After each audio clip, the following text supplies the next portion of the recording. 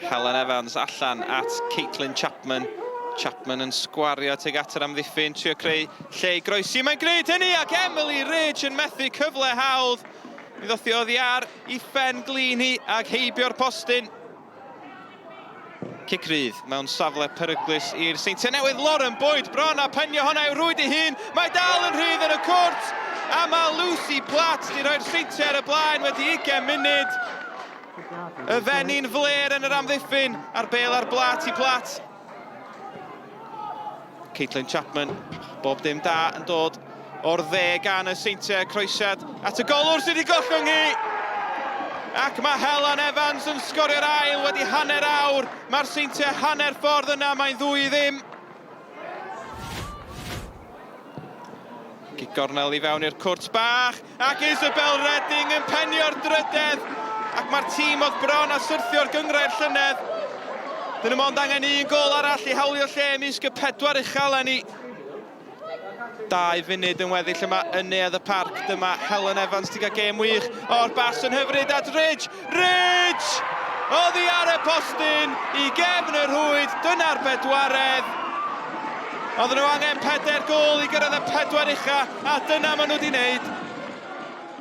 Obviously, when you scored the fourth, the team spirit was there for all to see.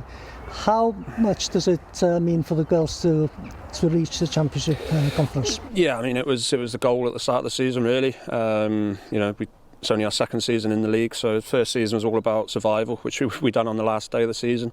And then as soon as we done that, it was, you know, set our sights on the top 4. Again, we, you know, you could have made it a little bit more convincing. We dropped a few silly points along the way, so it could have been a little bit more comfortable rather than going down to the last game. But just shows, you know, the commitment and the desire that they've all showed for the last few months and the hard work. It's all worked out, and they've fully deserved it. What does qualifying for the championship conference mean?